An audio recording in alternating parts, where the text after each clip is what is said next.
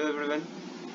आज हम लोग जनरल साइंस को स्टडी करेंगे और इसमें मैंने एनसीईआरटी के जितने भी टॉपिक्स हैं जो पीसीएस और वनडे एग्जामिनेशंस में पूछे जाते हैं उसको कलेक्ट करके आज मैं उसी को डिस्कस करूंगा।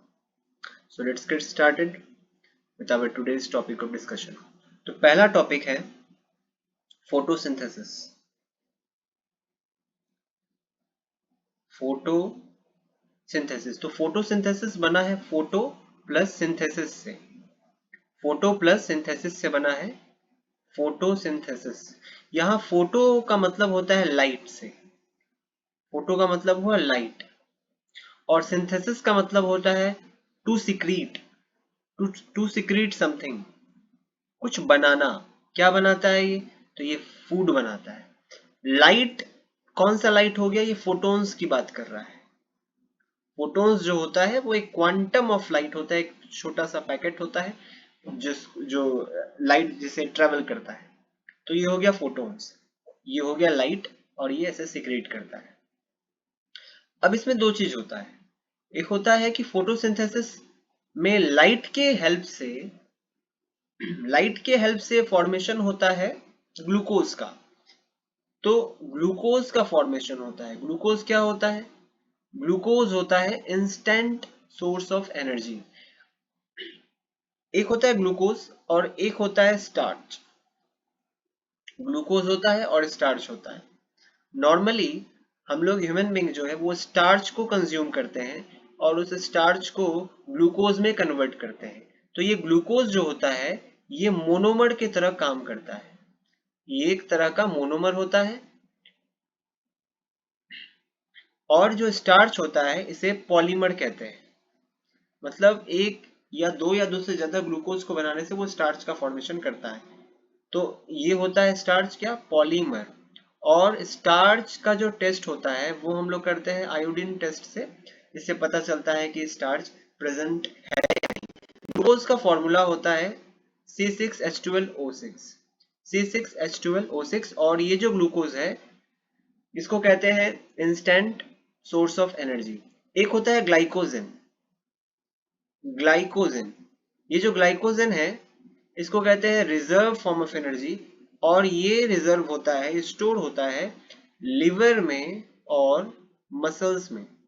लिवर में और मसल्स में।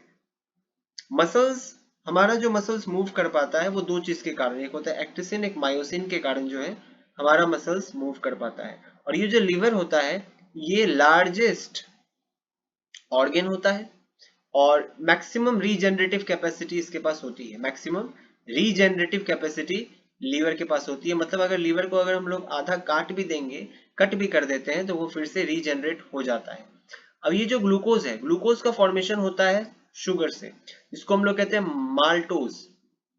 Maltose, maltose.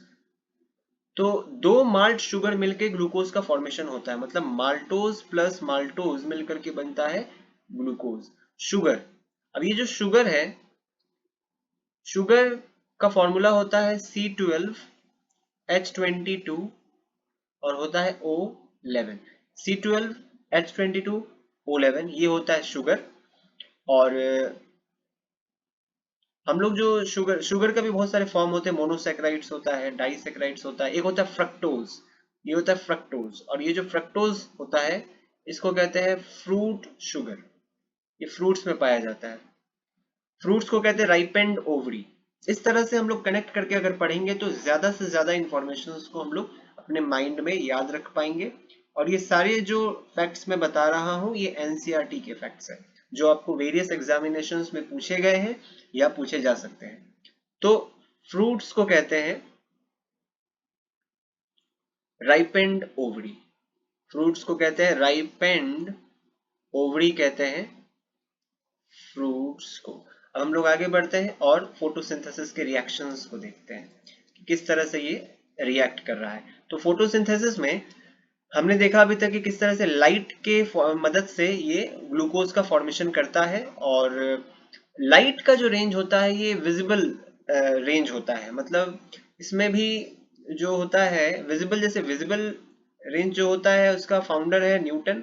विजिबल लाइट्स को न्यूटन ने खोजा था, और उसमें भी जो इसका जो वेवलेंथ होती है वो देखेंगे हम लोग, और किसके प्रेजेंस में ये रिएक्शन हो पाता है, ये सारी चीजों को हम लोग अभी देखेंगे। तो सबसे पहले क्या करते हैं हम लोग इस रिएक्शन में 6 मोल्स ऑफ CO2 लेते हैं। मतलब यहाँ पे सबसे पहले हम लोग लेंगे C6CO2, 6CO2 के बाद हम लोग यहाँ पर ले लेंगे 6H2O, 6H2O इन दोनों का रिएक्शन होगा, और किसके प्रेजेंस में, इन दोनों का रिएक्शन होगा और किसके प्रेजेंस में, तो सबसे पहले हो जाएगा वो लाइट के प्रेजेंस में, मतलब यूवी लाइट के अल्ट्रावायलेट रेज के प्रेजेंस में, और जो इसका वेवलेंथ होगा वो हो जाएगा 400 से 700 नैनोमीटर। अब ये किसी किसी किताब में 800 भी रहता है, मैं यहाँ पर 700 ही लिख रहा हूँ। और यहाँ पर क्लोरोफिल का भी प्रेजेंस रहता है, क्लोरोफिल, क्लोरोफिल का भी प्रेजेंस रहता है। और ये क्लोरोफिल क्या है, ये जो क्लोरोफिल है ये एक तरह का ग्रीन पिगमेंट है, ग्रीन पिगमेंट है। और पिगमेंट का मतलब होता है कि वहां पर केमिकल रिएक्शंस चलता रहता है। तो यहाँ पर 6CO2 प्लस 6H2O लाइट और यूवी रेस के प्रेजेंस में, और इतना वेवलेंथ होना चाहिए, क्लोरोफिल होना चाहिए। और ये जो क्लोरोफिल है वो क्लोरोप्लास्ट में प्रेजेंट होता है, और फोटोसिंथेसिस का जो रिएक्शन इनिशिएट होता है, स्टार्ट होता है, वो यही क्लोरोफिल में स्टार्ट होता है। तो अब ये फॉर्मेशन करता है ग्लूकोज का, मतलब ये बनाता है C6H12 और O6, C6H12O6 बनाता है, प्लस यहाँ पर ये रिलीज करता है 6O2। तो यहाँ पर हम लोग देख रहे हैं कि किस तरह से CO2 से ये फॉर्मेशन कर रहा है ग्लूकोज का। मतलब यहाँ पर CO2 से फॉर्मेशन हो जा रहा है ग्लूकोज का, मतलब कार्बन यहाँ पर रिड्यूस हो रहा है, तो कार्बन का यहाँ पर हो रहा है रिडक्शन। और यहाँ पर वाटर से ऑक्सीजन बन रहा है, वाटर से बन रहा है ऑक्सीजन, तो वाटर यहाँ पर हो रहा है ऑक्सीडाइज्ड। तो यहाँ पर इस रिएक्शन में वाटर ऑक्सीडाइज्ड हो जा रहा है, वाटर क्या हो जा रहा है, ऑक्सीडाइज्ड हो जा रहा है, और कार्बन हो जा रहा है रिड्यूस। तो यहाँ पर रिडक्शन भी हो रहा है और ऑक्सीडेशन भी हो रहा है। तो इस रिएक्शन को, फोटोसिंथेसिस के रिएक्शन को हम लोग कहते हैं रेडॉक्स रिएक्शन। इस रिएक्शन को कहते हैं रेडॉक्स रिएक्शन। यहाँ पर एक और चीज हो रहा है कि ये जो वाटर है, इस वाटर का फोटोलिसिस हो रहा है, मतलब लाइट के प्रेजेंस में वाटर टूट रहा है। तो अभी जो वाटर का जो फोटोलिसिस हो रहा है फोटोसिंथेसिस में, अगर आपसे कोई पूछे कि किसका फोटोलिसिस होता है, तो वाटर का फोटोलिसिस होता है। फोटोलिसिस का मतलब ही पता चल रहा है इसके वर्ड से कि फोटो मतलब लाइट और लिसिस मतलब वो टूट रहा है। तो फोटोलिसिस में वाटर टूटता है, और वो किसमें टूटता है वो देखते हैं। तो सबसे पहले वो जो वाटर है वो टूटता है 4 हाइड्रोजन में, 4 हाइड्रोजन में। उसके बाद वो टूटता है ऑक्सीजन में, उसके बाद वो टूटता है एक इलेक्ट्रॉन्स में। तो इसको थोड़ा सा हम लोग देख लेते हैं कि किस तरह से इसका वर्किंग है। तो वहां यहाँ पर क्या हो रहा है, वाटर टूट रहा है, जिसको कहा मैंने फोटोलिसिस, जो टूटा 4 हाइड्रोजन, एक ऑक्सीजन और एक इलेक्ट्रॉन में।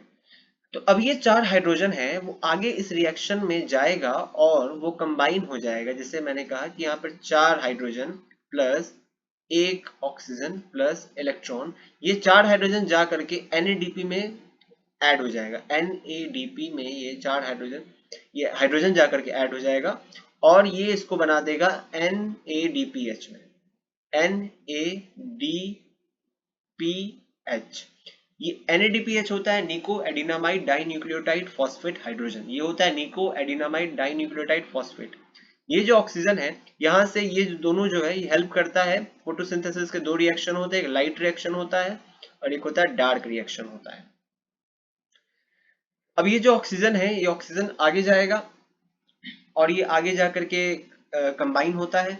और ये जो इलेक्ट्रॉन है, ये इलेक्ट्रॉन जो है इसका फॉर्मेशन होता है, ये क्या करता है, ये ADP से ATP का फॉर्मेशन करता है। ADP होता है एडिनोसिन डाइफॉस्फेट, और ATP होता है adenosine triphosphate. Energy currency of the cell भी कहते हैं इसको। माइटोकॉन्ड्रिया में होता है, माइटोकॉन्ड्रिया को कहते हैं power house of the cell, जो मैट्रिसेस से बना होता है।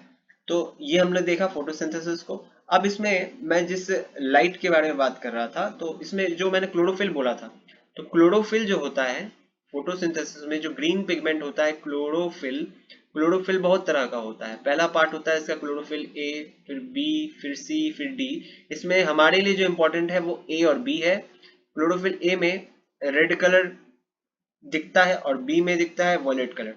तो यहाँ पर मेनली जो दो कलर जो मैंने कहा, इसमें क्या होता है कि रेड का जो वेवलेंथ होता है वो मैक्सिमम होता है। वेवलेंथ की यूनिट होती है लैम्डा, इसका वेवलेंथ मैक्सिमम होता है और रेड की फ्रीक्वेंसी होती है कम। उसी तरह वॉयलेट का जो वेवलेंथ होता है वो मिनिमम होता है और इसकी फ्रीक्वेंसी होती है ज्यादा। तो अगर मैं यहाँ पर बना दूं रेड कलर और यहाँ पे बना दूं वॉयलेट कलर और यहाँ पर बोल दूं मैं 700 नैनोमीटर का वेवलेंथ, यहाँ पर अगर मैं बोल दूं 400 नैनोमीटर का वेवलेंथ, तो इसी के बीच में कहीं ना कहीं ग्रीन कलर लाई करेगा। और ये जो फोटोन आता है, ये फोटोन मैक्सिमम जो रिफ्लेक्शन होता है वो ग्रीन कलर से हो जाता है। इसलिए हमें जो लीव्स का कलर हो गया, ट्रीज का कलर हो गया, वो ग्रीन दिखता है, रेड और वॉयलेट नहीं दिखता है। तो ये जो रेंज है इलेक्ट्रोमैग्नेटिक स्पेक्ट्रम में, ये आता है विजिबल रेंज में। विजिबल रेंज में भी विजिबल लाइट में, जिसका फाउंडर था न्यूटन। न्यूटन ने इस चीज को खोजा था। अब हम लोग आगे बढ़ते हैं। तो ये अभी मैंने फोटोसिंथेसिस को पूरा एक्सप्लेन किया। अब हम लोग आगे देखते हैं। अब हम लोग देखते हैं जो अगला टॉपिक जो बहुत ही फ्रिक्वेंटली पूछा जाता है, वो सैटेलाइट्स के बारे में रहता है। दो तरह के सैटेलाइट्स होते हैं, एक होते हैं जीएसएलवी और एक पीएसएलवी भी होता है। जीएसएलवी में हो गया जियो सिंक्रोनस लॉन्च व्हीकल, पीएसएलवी हो गया पोलर सैटेलाइट लॉन्च व्हीकल। तो अब ये जीएसएलवी जो है वो ऑल अप्रोक्स जो है वो 36,000 किलोमीटर की हाइट पर होता है, या फिर मैं उसको और प्रिसाइजली बोलूं तो वो जो है, ये जो मैंने बोला GSLV, इसका जो हाइट होता है वो होता है 35786 किलोमीटर का इसका हाइट होता है। और माइल्स में अगर बात करें तो 2236 जो है ये माइल्स में होता है। अब ये होता क्या है कि अगर मैं बोलूं कि यहाँ पर अगर ये एक सरफेस है और यहाँ पर एक कार इस तरह से चल रहा है, यहाँ पर एक कार चल रहा है और यहाँ पर दूसरे रोड में एक और कार चल रहा है, यहाँ पर एक और कार चल रहा है, और ये दोनों कार की जो वेलोसिटी है वो सेम है। अगर इसकी x है वेलोसिटी इस डायरेक्शन में, तो इसकी भी वेलोसिटी x ही है इस डायरेक्शन में। तो अगर दोनों की वेलोसिटी सेम है, तो कार में अगर कोई बैठा हुआ है, इसमें भी बैठा हुआ है, तो इन दोनों को ये एक दूसरे को, इस कार के लिए ये कार स्टेशनरी होगा, इस कार के लिए ये कार स्टेशनरी होगा, तो ये दोनों एक दूसरे को स्टेशनरी पाएंगे। इन दोनों को लगेगा कि हम दोनों रुके हुए हैं। इस पोजीशन को कहते हैं स्टेशनरी का पोजीशन। तो इसी तरह हमारे अर्थ के ऊपर जो सैटेलाइट को हम लोग भेजते हैं, जो लोअर अर्थ ऑर्बिट्स में जो सैटेलाइट्स को हम लोग प्लेस करते हैं, वो हमें स्टेशनरी लगता है। आप कभी भी बाहर निकलेंगे और छत पर जाकर के ऊपर की तरफ अगर सैटेलाइट्स को देखेंगे तो वो आपको एक स्टैटिक लगेगा, वो चलता हुआ नहीं दिखेगा। तो क्या वो नहीं चल रहा है? वो चल रहा है। लेकिन यहाँ पर कॉन्सेप्ट आता है अर्थ के साथ एंगुलर वेलोसिटी का। तो एंगुलर वेलोसिटी का जो ये एंगुलर स्पीड का ये जो कॉन्सेप्ट आता है, एक हो गया एंगुलर स्पीड, वो इक्वल हो जाता है एंगुलर वेलोसिटी या एंगुलर वेलोसिटी ऑफ सैटेलाइट, वो इक्वल होता है एंगुलर वेलोसिटी ऑफ अर्थ। तो ये जो वेलोसिटी है दोनों का इक्वल है, जिसके कारण से हमें वो सैटेलाइट जो है वो स्टैटिक लगता है। जैसे अगर मैं बात करूं कि ये अर्थ है, ये अर्थ का सेंटर है और ये अर्थ का रेडियस है, जिसे मैंने कहा कैपिटल आर। अब इस ऑर्बिट में, जिसे मैं कह रहा हूं लोअर अर्थ ऑर्बिट, इस लोअर अर्थ ऑर्बिट में अगर कोई सैटेलाइट इस तरह से चल रहा है इस डायरेक्शन में, तो यहां से लेकर यहां तक तो ये आर हो गया, और इस अर्थ के सरफेस से लेकर के सैटेलाइट के डिस्टेंस को अगर मैं एच बोलूं, तो ये टोटल डिस्टेंस जहां सेंटर से लेकर यहां तक का डिस्टेंस ये हो जाएगा आर प्लस एच। इसे अगर मैं आर बोलूं, तो ये जो एंगुलर वेलोसिटी अगर मैं कैलकुलेट करना चाहूं तो वो मैं कर सकता हूं न्यूटन के सेकंड लॉ से, जो होता है F is equal to m a. अब यहाँ पर फोर्स हो गया F, ये हो गया मास ऑफ द सैटेलाइट, ये हो गया एक्सेलरेशन। अब ये जो एक्सेलरेशन है ये सेंट्रीपिटल एक्सेलरेशन है, इसको कहते हैं सेंट्रीपिटल एक्सेलरेशन, जो होता है v square by r, v square by r, जो अर्थ की तरफ लग रहा होगा सेंट्रीपिटल एक्सेलरेशन। एक्सेलरेशन जो होता है वो होता है change in velocity by time taken होता है, या इसकी यूनिट होती है मीटर पर सेकंड स्क्वायर। तो यहाँ पे फोर्स जो लग रहा होगा वो लग रहा होगा G m1m2/r²। तो यहाँ पर ये हो गया G, और यहाँ पर पहला मास हो गया अर्थ का, दूसरा मास हो गया सैटेलाइट का, और ये हो जाएगा r का स्क्वायर। यहाँ पर मास हो जाएगा सैटेलाइट का मास, और यहाँ एक्सेलरेशन, ये एक्सेलरेशन जो है वो कौन सा एक्सेलरेशन लगेगा, सेंट्रीपिटल एक्सेलरेशन। अब सेंट्रीपिटल एक्सेलरेशन में भी एंगल पे लग रहा है, तो इसे हम लोग कहेंगे, ये वेलोसिटी जो हो जाएगा वो एंगुलर वेलोसिटी होगी, नॉर्मल वेलोसिटी नहीं है, एंगुलर वेलोसिटी। तो एंगुलर वेलोसिटी हो जाएगा, वो हो जाएगा v ओमेगा स्क्वायर r। तो इसको हम लोग कह देते हैं, इसको कहते हैं एंगुलर एक्सेलरेशन। तो ये एक्सेलरेशन यहाँ पर हो जाएगा ओमेगा स्क्वायर r। तो यहां से जो हम लोग कैलकुलेट कर सकते हैं कि एंगुलर वेलोसिटी कितना होगा। तो अब ये जो GSLV है, और इसमें एक चीज होता है जो बहुत बार पूछा जाता है, वो होता है रिमोट सेंसिंग के बारे में। तो रिमोट सेंसिंग का जो हेडक्वार्टर है वो कहाँ है, वो हम लोग देख लेते हैं। कि एक होता है रिमोट सेंसिंग का जो हेडक्वार्टर है वो है देहरादून में।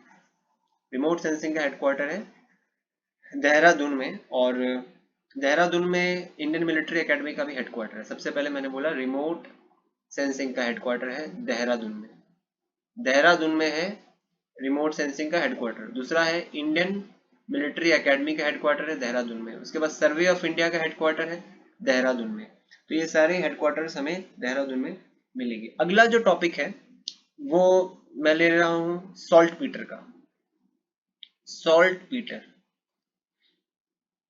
ये सारे वही टॉपिक मैं ले रहा हूँ जो बहुत बार एग्जाम्स में पूछे जाते हैं, और एनसीईआरटी के बहुत ही अच्छे कॉन्सेप्ट्स बेस्ड क्वेश्चंस है ये। उसको मैं डिटेल इसकी मैं एनालिसिस कर रहा हूँ। तो सॉल्ट पीटर के बारे में बात करते हैं। सॉल्ट पीटर, ये जो सॉल्ट पीटर है इसका यूज होता है फर्टिलाइजर्स में। फर्टिलाइजर्स में सॉल्ट पीटर का यूज होता है। फर्टिलाइजर्स में हम लोग यूज करते हैं एनपीके, नाइट्रोजन, पोटेशियम और फॉस्फोरस का यूज हम लोग करते हैं फर्टिलाइजर्स में। और प्लांट्स का जो फूड होता है, प्लांट्स का जो फूड होता है वो होता है नाइट्रोजन।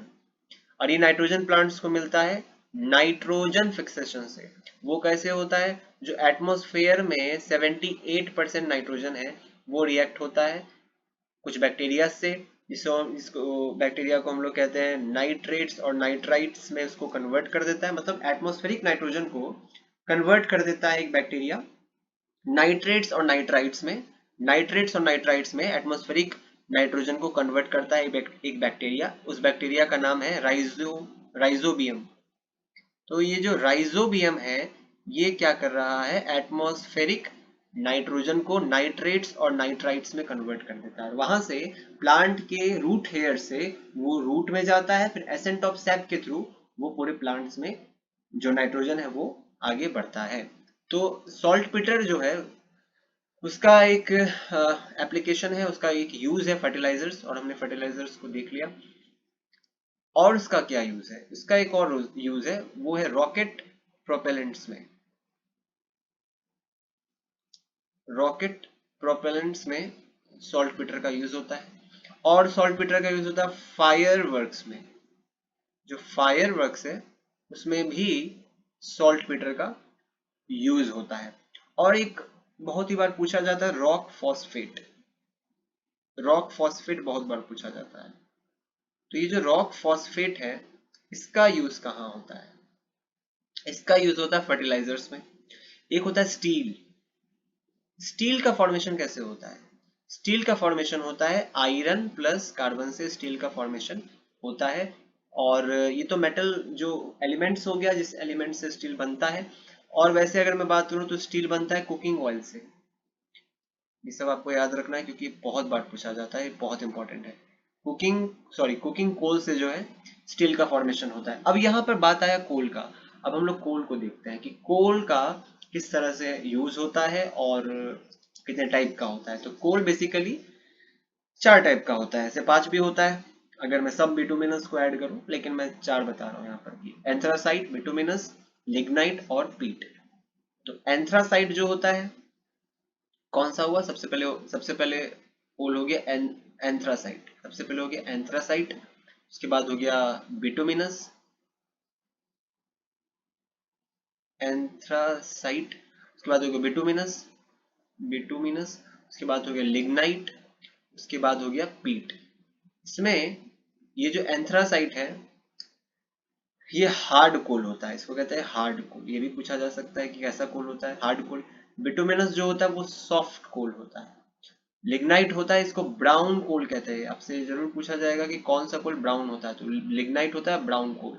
पीट होता है वर्स्ट क्वालिटी ऑफ कोल का, जो सबसे वर्स्ट क्वालिटी है वही होता है पीट, और ये अफ्रीका में बहुत पाया जाता था।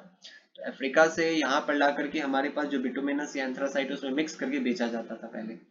तो पीट होता है वर्स्ट क्वालिटी ऑफ कोल। और एंथ्रासाइट में जो कार्बन कंटेंट होता है वो बहुत ज्यादा होता है, और इसकी कैलोरीफिक वैल्यू जो होती है वो बहुत ज्यादा होती है, और इसमें इसके कारण से इसमें जो धुआं होता है वो बहुत कम होता है, जो स्मोक निकलता है बहुत कम निकलता है, तो अच्छा क्वालिटी का कोल होता है। उसी तरह पीट के बारे में मैं बात करूँ तो इसका कार्बन कंटेंट जो है बहुत कम होता है, इसकी कैलोरीफिक वैल्यू जो होती है वो बहुत कम होती है, और बहुत ज्यादा धुआं ये एमिट करता है। तो ये हो गया कोल। और कोल कौन से रॉक से बनता है ये भी देख लेते हैं। कोल जो बनता है वो बनता है सेडिमेंट्री रॉक से। तो सेडिमेंट्री रॉक से जो है कोल का फॉर्मेशन होता है। आप देख रहे होंगे किस तरह से मैं एक क्वेश्चन से दूसरे क्वेश्चन को, एक कॉन्सेप्ट से दूसरे कॉन्सेप्ट में जा रहा हूं और उसको इंटरकनेक्ट कर रहा हूं। इसको कहते हैं कनेक्टिविटी। ऐसे ही पढ़ना है। सेडिमेंट्री रॉक्स से बनता है कोल। और सेडिमेंट्री रॉक्स का अगर मैं एग्जांपल बोलूं तो एक होता है शेल। शेल सेडिमेंट्री रॉक्स का एग्जांपल है। दूसरा है सैंडस्टोन। सैंडस्टोन भी जो है वो भी सेडिमेंट्री रॉक्स का एग्जांपल है। उसके बाद है कोल। कोल भी जो सेडिमेंट्री रॉक्स का ही एक पार्ट हो गया। उसके बाद होता है लिग्नाइट। ये भी जो है सेडिमेंट्री रॉक्स का ही पार्ट है। अब हम लोग आगे बढ़ते हैं। अब अगला टॉपिक जो है वो देखते हैं। अगला टॉपिक है गैस का। गैस हम लोग को पता है कि एक होता है एलपीजी गैस, जिसको हम लोग कहते हैं लिक्विड पेट्रोलियम गैस। तो ये जो गैस है हमारे घर में जो सिलेंडर होता है, क्या उसमें सच में गैस होता है कि वो कुछ और होता है? तो उसमें होता है लिक्विड, लिक्विड फॉर्म में वो होता है। उसका प्रेशर बहुत ज्यादा होता है। तो जो एलपीजी होता है, एलपीजी, उसमें क्या क्या होता है? उसमें मेनली ये हाइड्रोकार्बन भी कहते हैं, और ये एलपीजी गैस नहीं होता है, इसमें होता है लिक्विड। पूरा लिक्विड फॉर्म में ये सिलेंडर में फिल्ड अप होता है। तो ये बना होता है मेनली ब्यूटेन का, ब्यूटेन का और प्रोपेन का। ब्यूटेन और प्रोपेन का ये बना होता है, और मेन इसमें भी ये ब्यूटेन का बना होता है। तो अब ये इसकी थोड़ी केमिस्ट्री देखते हैं। तो ये जो ब्यूटेन है, अच्छा, एलपीजी में एक लीकेज के लिए एक हम लोग गैस उसमें इंसर्ट करते हैं, जिसको कहते हैं इथाइल मरकैप्टेन। इथाइल मरकैप्टेन, इथाइल मरकैप्टेन का यूज किया जाता है एलपीजी में लीकेज के लिए। अब ये जो ब्यूटेन और प्रोपेन है इसको हाइड्रोकार्बन कहते हैं। तो ये कौन से ग्रुप का हाइड्रोकार्बन है? तो ये है एन ग्रुप का हाइड्रोकार्बन, मतलब ये अल्केन ग्रुप का हाइड्रोकार्बन है। आपने केमिस्ट्री में से पढ़ा होगा अल्केन ग्रुप का, जिसका जो जनरल फॉर्मूला होता है वो होता है CnH2n+2। ये इसका जनरल फॉर्मूला है। जैसे अगर मैं बात करूं ब्यूटेन का क्या जनरल फॉर्मूला होगा, तो ब्यूटेन में 4 n की वैल्यू हो जाएगी 4। तो अगर मैं इसको पुट करूं यहाँ पर तो ये हो जाएगा C4 और H10 हो जाएगा, तो ये हो जाएगा ब्यूटेन। उसी तरह प्रोपेन, प्रोपेन होता है मीथेन, इथेन, प्रोपेन। तो n की वैल्यू यहाँ पर हो जाएगा 3। तो यहाँ पर अगर मैं पुट कर लूँ इस वैल्यू को तो ये हो जाएगा C3, और ये हो जाएगा H6, C3H6, ये हो जाएगा प्रोपेन। तो ये इस तरह से प्रोपेन और ब्यूटेन का यूज होता है। और जो सिगरेट लाइटर होता है उसमें भी ब्यूटेन का यूज होता है। अब हम लोग आगे चलते हैं और अब देखते हैं आयरन के बारे में। जैसे मैंने कहा कि स्टील का फॉर्मेशन आयरन और कार्बन से होता है, तो आयरन का बहुत ही इंपॉर्टेंट एक कॉन्सेप्ट है, इसको हम लोग कहते हैं आयरन ओर। आयरन के बहुत सारे ओर्स होते हैं। जैसे एक ओर होता है हेमेटाइट, उसके बाद होता है लिग्नाइट, उसके बाद होता है आयरन पाइराइट, जिसको फूल्स गोल्ड भी कहते हैं। तो हेमेटाइट, लिग्नाइट और मैग्नेटाइट और सिडराइट, सबका फॉर्मूला देख लेते हैं। एक होता है रस्ट भी। तो अगर मैं बोलूँ ये है आयरन, आयरन, आयरन का एक और होता है, इसको कहते हैं हेमेटाइट। हेमेटाइट का फॉर्मूला होता है Fe2O3, ये हो गया हेमेटाइट। उसके बाद होता है मैग्नेटाइट। मैग्नेटाइट का फॉर्मूला होता है Fe 3O4। उसके बाद होता है सिडराइट, SIDERITE, सिडराइट। सिडराइट का फॉर्मूला होता है FeCO3। उसके बाद एक फॉर्मूला एक होता है लिमोनाइट। लिमोनाइट भी जो है वो भी आयरन का एक ओर है। इसका फॉर्मूला होता है Fe2O3.XH2O। अच्छा, आपने सुना होगा जब किसी भी आयरन में रस्ट लग जाता है। रस्ट कब लगता है? जब आयरन जो है एयर प्लस मॉइस्चर के कांटेक्ट में आता है। वो जब मॉइस्चर के कांटेक्ट में आता है तब उसमें रस्ट लगता है, जिसके कारण से आयरन का वेट इंक्रीज कर जाता है। तो ये जो रस्ट है इसका फॉर्मूला देखते हैं, इसको हम लोग रस्टिंग भी कहते हैं। वो होता है Fe2O3.XH2O। तो अब यहाँ पर कॉन्सेप्ट आप समझिए कि आयरन का वेट बढ़ता क्यों है। वो इसलिए बढ़ता है क्योंकि आयरन में एक होता है एलिमेंट, ये हो गया Fe, आयरन हो गया। अब हवा में ऑक्सीजन है, O2 है। ये O2 क्या करता है, इसके साथ रिएक्ट करके एक कंपाउंड बना लेता है, जिसको हम लोग कहते हैं आयरन ऑक्साइड। अब ये आयरन ऑक्साइड, ये जो आयरन ऑक्साइड है, यही आयरन ऑक्साइड क्या करता है, इस आयरन का मास बढ़ा देता है, इसका वेट जो है वो इंक्रीज कर देता है। अब ये जो ऑक्सीजन है, यही ऑक्सीजन हम लोग देखते हैं कि एक नेसेंट ऑक्सीजन और ऑक्सीजन मिल करके ये बना लेता है ओजोन, जिसको O3 बोलते हैं। और ये जो ओजोन लेयर है वो होता है स्ट्रेटोस्फेयर में। स्ट्रेटोस्फेयर में जो है, स्ट्रेटोस्फेयर में ओजोन लेयर होता है। और ओजोन की जो थिकनेस होती है उसको हम लोग मेजर करते हैं डॉप्सन यूनिट से। बहुत इंपॉर्टेंट है सर, ओजोन की थिकनेस को हम लोग मेजर करते हैं डॉप्सन यूनिट से। डॉप्सन यूनिट से हम लोग ओजोन की थिकनेस को मेजर करते हैं, जो कि ये जो ओजोन लेयर है वो अप्रोक्सीमेटली 25 से लगभग 30 से 35 किलोमीटर तक के एल्टीट्यूड पे ये प्रेजेंट होता है। अब हम लोग आगे चलते हैं। अब हमारा अगला कॉन्सेप्ट है कि क्लोरोफॉर्म क्या होता है। ये मैं वही टॉपिक ले रहा हूँ जो हर बार एग्जाम में पूछा जाता है, और आप लोग देखेंगे सारे कॉन्सेप्ट जो मैंने डिस्कस किया किसी ना किसी एग्जाम में आया ही है। उसी को मैं थोड़ा डिटेल एनालिसिस कर रहा हूँ, सारे ऑप्शंस को भी मैं एक्सप्लेन कर रहा हूँ, और एनसीईआरटी के भी इंटीग्रल कॉन्सेप्ट्स हैं, बहुत ही इंपॉर्टेंट कॉन्सेप्ट्स हैं। तो अब हम लोग बात करते हैं मस्टर्ड गैस। अब मस्टर्ड गैस जो है, आपने सुना होगा वर्ल्ड वॉर में भी मस्टर्ड गैस का यूज हुआ था। वर्ल्ड वॉर में मस्टर्ड गैस का यूज हुआ था। इस मस्टर्ड गैस का फॉर्मूला होता है C4H8 और Cl2। ये मस्टर्ड गैस का फॉर्मूला होता है। तो ये मस्टर्ड गैस, यहाँ पर गैस लिखा हुआ है लेकिन ये भी है लिक्विड के ही फॉर्म में। ये भी है एक लिक्विड, मस्टर्ड गैस भी एक लिक्विड है। और इसका जो नेम होता है वो होता है डाइक्लोरो डाई इथाइल। इसका नेम होता है dichloro dichloro di ethyl, dichloro di ethyl sulphide. तो ये इसका नेम होता है मस्टर्ड का। अब एक चीज होता है क्लोरोफॉर्म। क्लोरोफॉर्म का फॉर्मूला होता है CHCl3 जो है ये क्लोरोफॉर्म का फॉर्मूला होता है। अब इसमें कॉन्सेप्ट क्या है कि अगर मैं क्लोरोफॉर्म को लाइट के प्रेजेंस में अगर इसको मैं छोड़ दूं तो ये कन्वर्ट हो जाता है, इसमें COCl2 में कन्वर्ट हो जाता है, जो कि बहुत ही पॉइजनस होता है। और COCl2 का नाम होता है फॉस्जिन गैस। तो एक गैस बना लेता है लाइट के यूवी रेस के प्रेजेंस में, इसको कहते हैं हम लोग फॉस्जिन गैस। ये वो बना लेता है। अब हम लोग अगले टॉपिक पे बात करते हैं। अगला टॉपिक है हमारा डायनामाइट का। आपने सुना होगा डायनामाइट, जो एल्फ्रेड नोबेल ने इसे फाउंड किया था और उसी के नाम पर जो है नोबेल प्राइज भी पड़ा है। तो ये जो डायनामाइट है, डायनामाइट का जो कॉम्पोजिशन है जिससे वो बना है, वो एक तो बना है नाइट्रोग्लिसरीन से। नाइट्रोग्लिसरीन से जो है वो डायनामाइट बना है, या फिर उसे हम लोग कह सकते हैं glycerol trinitrate. Glycerol glycerol trinitrate भी हम लोग कह सकते हैं। डायनामाइट एल्फ्रेड नोबेल के नाम पर जो है डायनामाइट पड़ा है, नाइट्रोग्लिसरीन या फिर हम लोग ग्लिसरोल ट्राइनाइट्रेट भी इसको कहते हैं। अगला हमारा कॉन्सेप्ट है लाइकेन का। लाइकेन, अभी लाइकेन जो है वो बनता है जब एल्गी और फंगस मिलते हैं।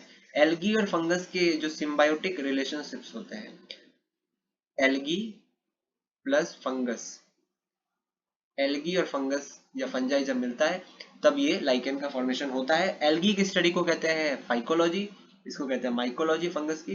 फंगस दो टाइप का होता है, एक फंगस होता है इसको कहते हैं एसोमाइसिटिस, एस्कोमाइसिटिस, एस्कोमाइसिटिस,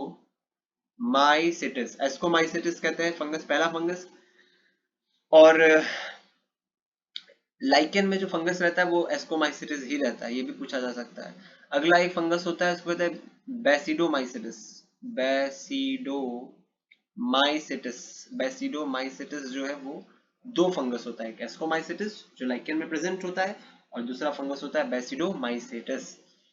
अब लाइकेन जो है जब हवा पूरा प्योर रहता है, हवा जब साफ रहता है तो वहां पर लाइकेन प्रेजेंट होता है। जब हवा गंदा होता है, हवा में पॉल्यूशन होता है, तब लाइकेन प्रेजेंट वहां पे नहीं होता है। तब वहां पे प्रेजेंट होता है सल्फर, तब वहां पे प्रेजेंट होता है सल्फर। और सल्फर कहाँ कहाँ प्रेजेंट होता है, वो अनियन में भी, प्याज का जो स्मेल होता है वो सल्फर के कारण आता है, और कार के जो टायर का जो स्मेल होता है वो भी सल्फर के ही कारण आता है। और यही सल्फर का एक कंपाउंड है जिसको कहते हैं सल्फर हेक्साफ्लोराइड। और ये सल्फर हेक्साफ्लोराइड जो है यही एक ग्रीन हाउस गैस भी है, ग्रीन हाउस गैस भी है सल्फर हेक्साफ्लोराइड। और एक है होता है सल्फ्यूरिक एसिड H2SO4।